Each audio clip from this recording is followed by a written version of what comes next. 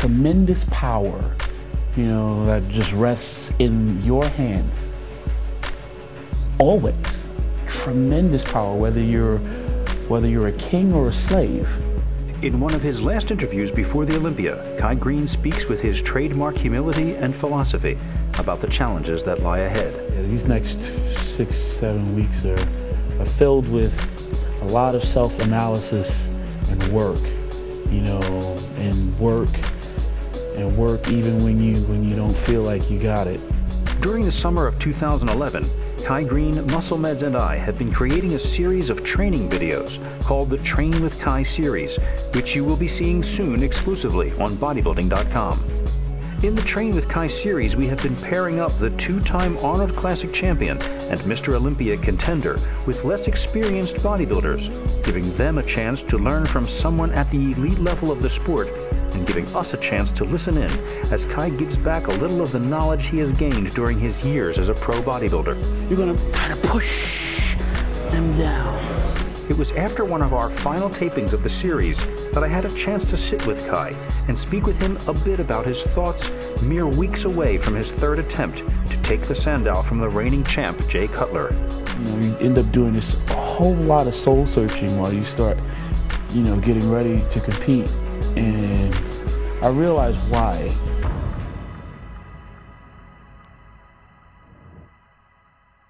Honestly, there's a kind of desperation, fear that, you know, clearly comes to the surface. Kai Greene speaking about the upcoming Mr. Olympia competition to be held September 17th in Las Vegas.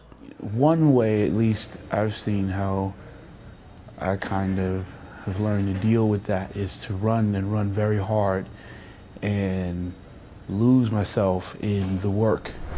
Kai's disappointing showing at the 2010 Olympia was a devastating blow to his psyche that nearly wiped him out. Oh my God, the first two call-outs have occurred and I was not in either one of them. It is over. This thing is over. Now, after adjustments to his training methods and a reaffirmation of focus, he is back on the trail of the most elusive prize in the sport of bodybuilding. I spoke with him at Bev Francis' Powerhouse Gym after an all-day video shoot.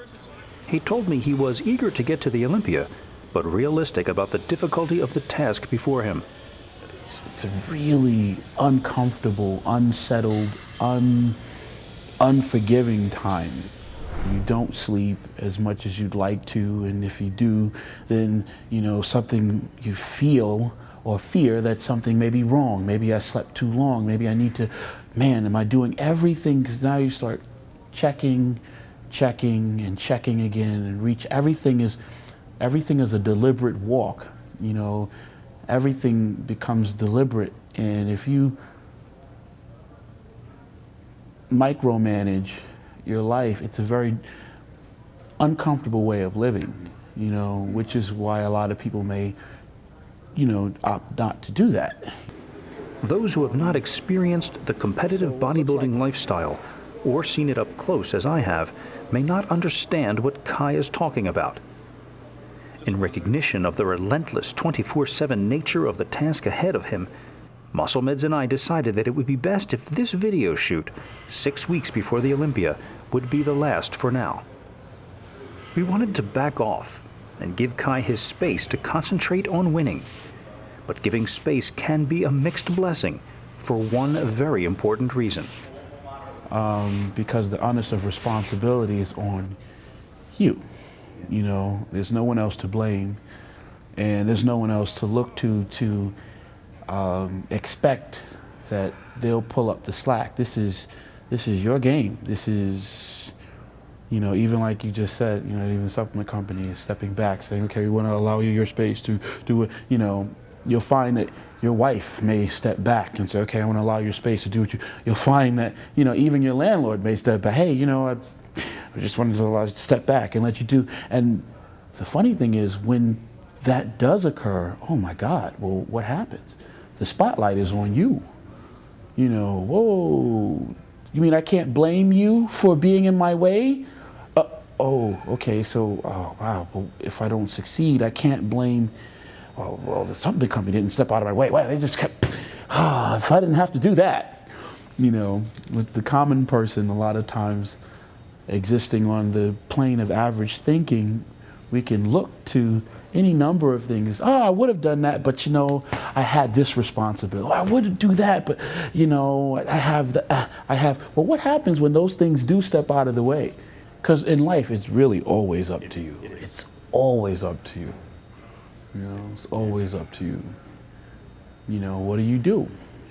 It's tremendous power, you know, that just rests in your hands. Always. Tremendous power, whether you're a king or a slave. It was this reaffirmation of his core beliefs that enabled Kai to refocus his energies and burst back onto the bodybuilding scene in May at the New York Pro. It became clear to insiders and fans alike that Kai was back on the path to greatness. But he strongly emphasizes the sometimes solitary nature of that journey. Like now, I feel like, you know, you end up doing this a whole lot of soul searching while you start, you know, getting ready to compete. And I realize why. Because there's a lot of time where it's just you. You know, there's, you know, when you're on the Stairmaster or you're involved in your cardio, you know, there's no one else there but you. Yeah, we may have some things that are going on around you, but it's you. You know, when you're in the middle of your training and stuff, if you're training that frequently, 2 or 3 times a day, chances are, you know, your training partner or whomever has been delegated the responsibility of trying to, you know, meet with you to train and everything. You know, in real life, you know, most people have real jobs, real families. We're going to still be training partners. We're going to be solid, be serious. A few months into it, when things get difficult, you know, hey man, I got to work. I got another 16-hour shift. You know, hey man, listen, sorry, I can't make it. You know, before you know it, cats don't call anymore. As much as they may want to be, you know, there to support you or whatever, the reality is this is your journey, your goal, your dream, your quest, and they're only going to be there, you know, for maybe 1 training session or so. So if you're training 3 times a day, you know, or 4 times a day, then chances are a lot of that, you know, you're doing by yourself. Strictly speaking, this prep has not been done alone. Kai relies on a trusted training partner and is getting diet advice from the high-profile trainer George Farah. But no longer is Kai putting himself totally in the hands of another person. The responsibility for the Kai you will see at the Olympia will be solely Kai's. These next 6-7 weeks are filled with a lot of self-analysis and work, you know, and work even when you don't feel like you got it, when you're questioning and troubleshooting and still don't feel like you've quite arrived at the right answer, the right, you know, is this, okay, should I do 3 of these or is it 6? Or is it 45 minutes or is it an hour? Should I just go ahead and finish, you know, get the 2-hour session and, hey, I feel this way, do I need to stop? No, you know what, I know I feel this way, but I need to continue. Is it healthier for me to stop or, no, I'm good, I got it, let me continue, let me push it. I know I said I was only gonna have this many grams of carbs today, but is that lightheadedness or is it that I just really want more carbs?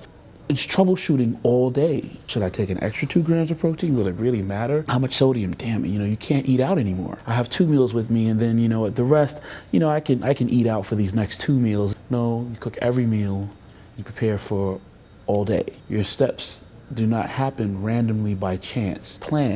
You plan.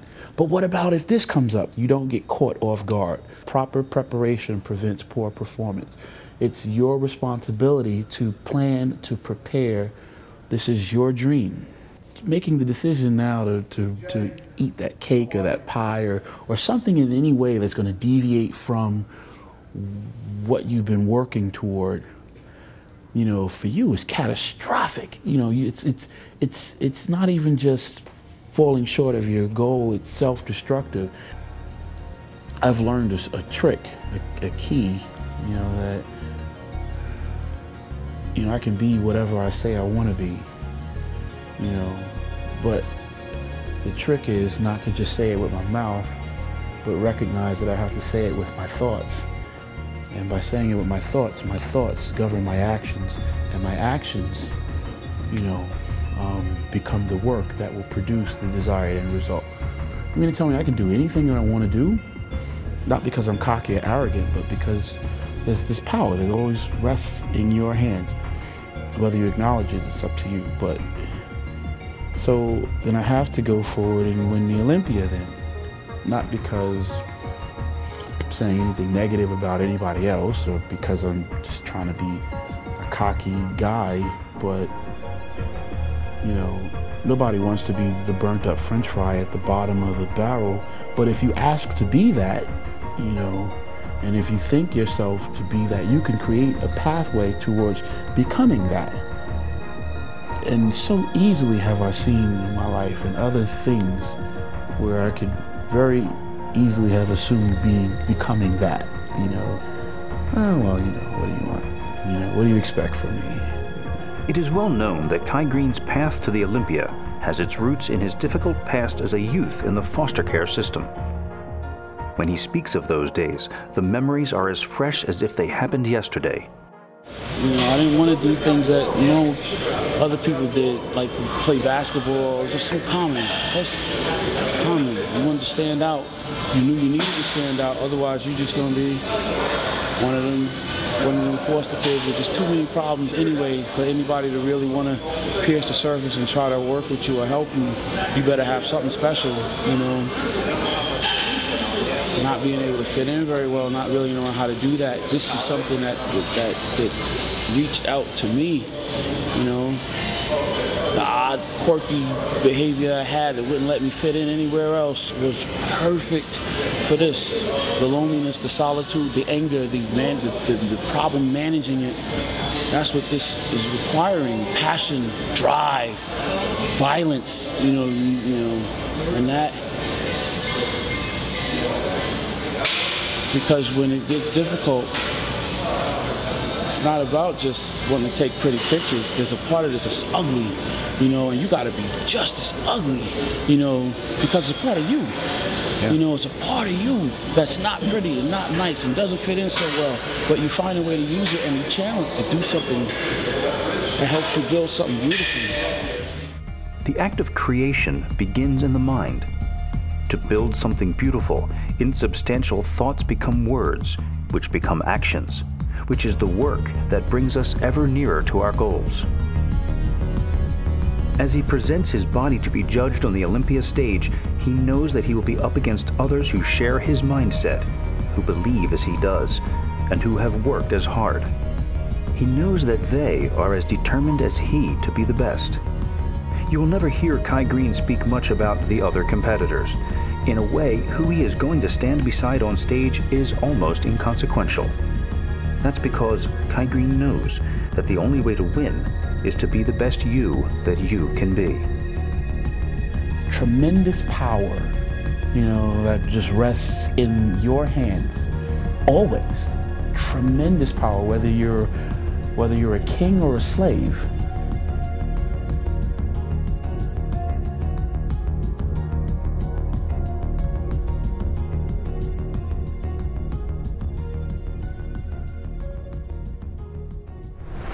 Do you want to beef up?